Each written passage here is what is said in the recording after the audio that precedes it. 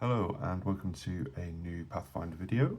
Today we are unboxing this. Very excited about this. I've been looking forward to this since they announced it what feels like 5 years ago.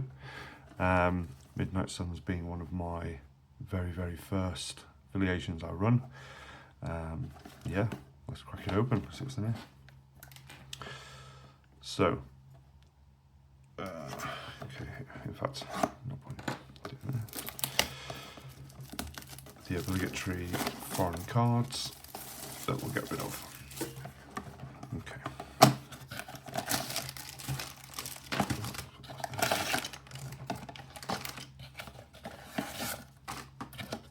The box. Okay. General Gubbins. Pretty good. Okay.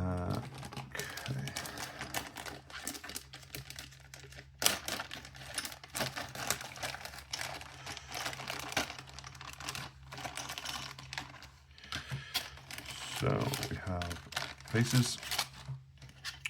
They will be added to the ever-growing population of them.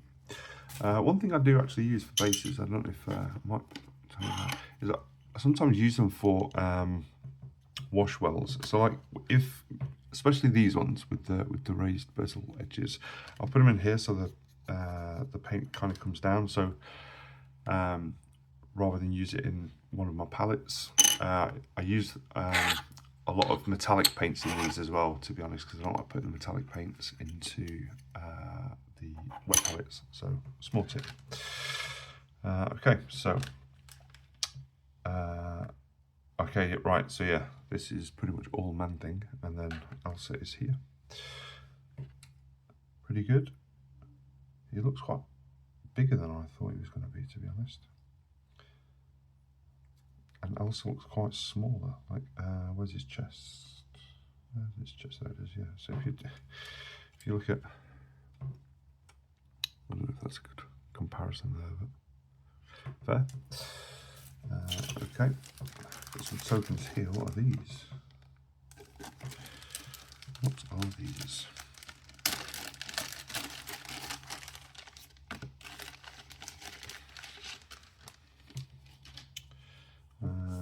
Okay. Are these for Man-Thing's cards? These tokens?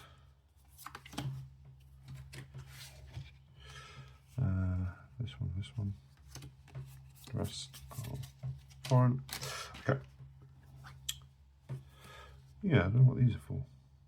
Are these affiliation tokens, maybe? What am I missing? What have I done here? So, covering fire. During the power phase, Elsa may spend 2 to play this card. While this character is not dazed until the end of the round, once per turn. After the first time each turn, an attack targeting this character or another allied character is resolved. If the attacker is within 4 of this character may roll 5 dice. It's kind of like Counter Strike, but massive range, to be honest. Range 4, very good. 5 dice as well for each crit and wild. This is the exciting one, to be honest. This one here. During the power phase, an allied Man-Thing may spend 2 power to play this card. While this character is not dazed until the end of the round, once per turn. The first time each turn an enemy character begins a movement within 3 of Man-Thing and ends that movement not within 3 of him, roll a die. If the result is crit, wild, or hit, place the enemy character within 3 of Man-Thing. That is gross, and I love it. That is a cool tactic card artwork as well. If you wanted to take a screen grab,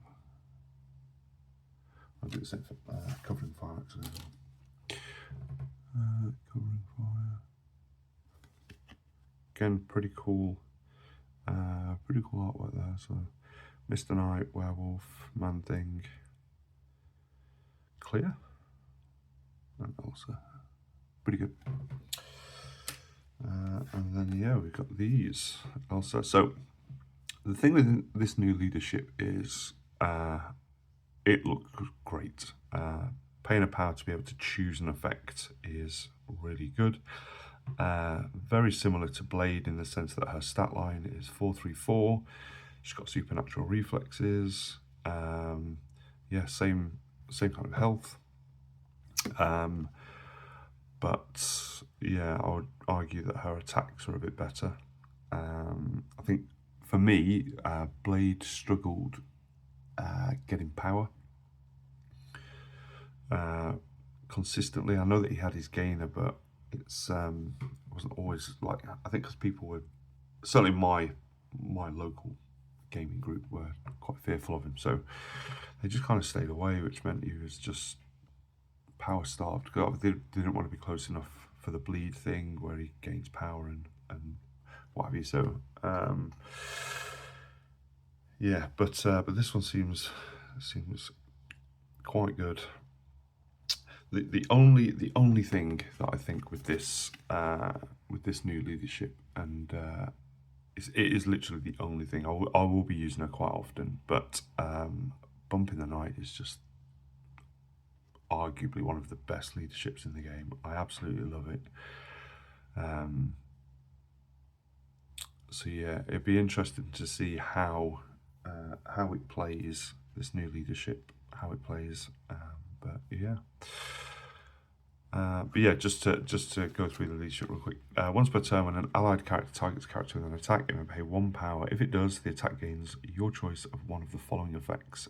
Boom. Before damage is dealt, each other character within 2 of the target character suffers the damage. So it says characters, so it's not just enemy characters. So if you've got one of your characters close to dazing or KOing, might be worth not even touching that one. Horrify. After this attack is resolved, the target character gains the Root special condition. Root is great. I think certainly our local group don't really use characters that give Root out very often, if at all. And then when I got Apocalypse and started giving Root out, and it's quite damning actually, specifically for web warriors, and it kind of turns off certain ramp teams as well, because somebody plays A-Force. So you know, with Root on there, it's kind of not necessarily nullifying it, but it's turning off a lot of what makes that ramp team very good. And the last one is Silver Bullet. Damage caused by this attack cannot be reduced or prevented by superpowers or team tactics cards. So again, quite good if you're going to somebody like Bill. It wouldn't work, I don't think it wouldn't work against people like Apocalypse, because he suffers all of that damage and then he heals a wound. So it wouldn't necessarily do anything with Apocalypse, but certainly like Rhino and Bill, Omega Red for instance, that like damage reductions. Pretty good. And then Run and Gun keeps her mobile, which is good. Yeah, very good card.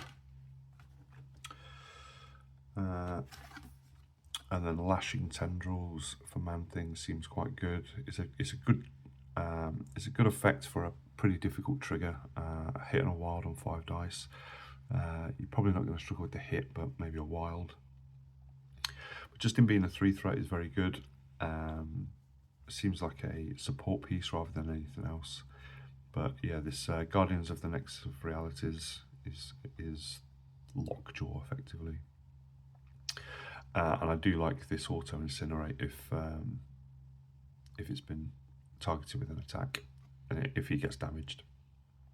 But yeah, this character is defending. Enemy characters do not roll additional crit results for their attack rolls. So again, spiking into him is going to be relatively difficult, not impossible. You know, if you're rolling 5 dice and you get 5 hits, it's still good.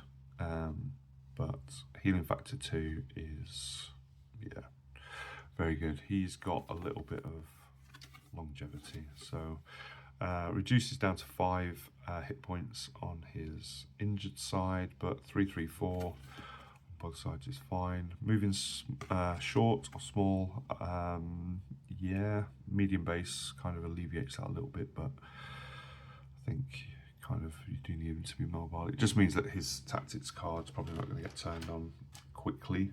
You know, you're going to want to wait a few rounds, but yeah, all in all, very good box. Super excited to play these. I don't know what these tokens are. I think maybe these are. I think that these are possibly Midnight Suns affiliation tokens, which they don't have. So I can't think of anything else. There's certainly not anything on the cards that I can see.